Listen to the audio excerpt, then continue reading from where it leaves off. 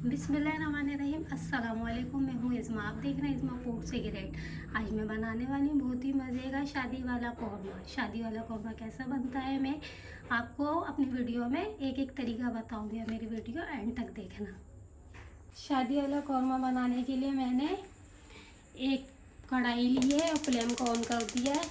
अब इसके अंदर हाफ कप ऑयल डालेंगे। ऑयल गर्म हो जाए फिर इसके अंदर प्याज डालेंगे।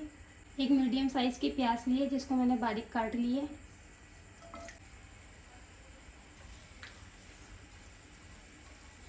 प्याज को ब्राउन होने तक फ्राई करेंगे।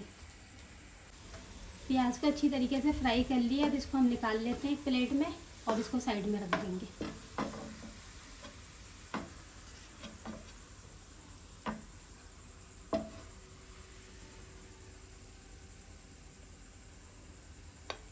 प्याज जो मैंने फ्राई करी थी इसको ब्लेंडिंग मशीन में डालेंगे।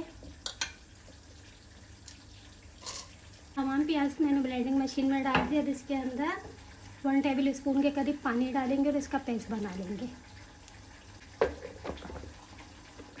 प्याज को मैंने निकाल के साइड में रख दिए।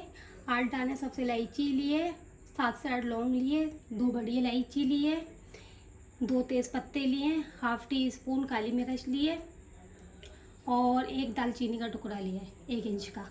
इन तमाम चीज़ों को हम इसमें ऑयल में डाल देंगे। इसको 5 सेकंड तक फ्राई करेंगे। आधा किलो मैंने चिकन लिए और वो इसमें शामिल करेंगे।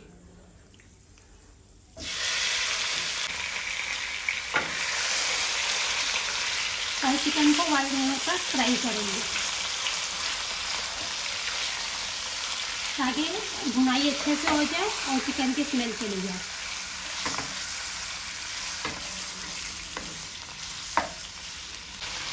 दो खाने का चमचा अदरक लहसुन का पेस्ट शामिल करेंगे इसके अंदर। इन तमाम चीज़ों की अच्छे से भुनाई करेंगे। 1 टेबल स्पून लाल मिर्च पाउडर लेंगे, 1 टेबल स्पून धनिया पाउडर, नमक हस्बे ज़रूरत, हाफ कप मैंने दही लिया है वो डालेंगे इसके अंदर। तमाम चीज़ों को डाल के अच्छी तरीके से मिक्स करेंगे और इनकी भुनाई करेंगे। मसाले की भुनाई हमें अच्छे तरीके से करनी है।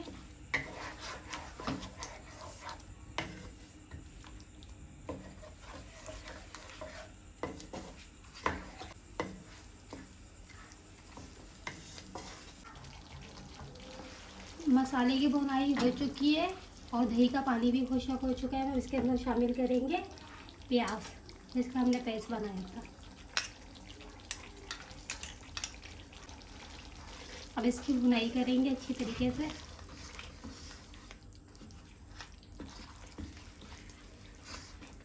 तीन से 4 मिनट तक इसको पकाएंगे।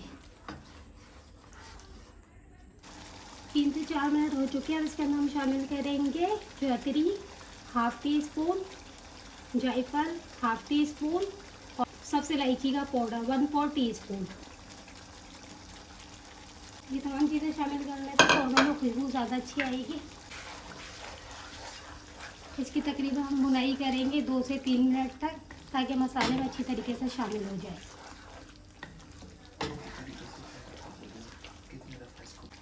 3 से 4 मिनट हो चुके हैं। मसाले में तेल छोड़ चुका है और कौरमा बिल्कुल तैयार हो चुका है। अब कौरमे को हम डिश आउट करते हैं।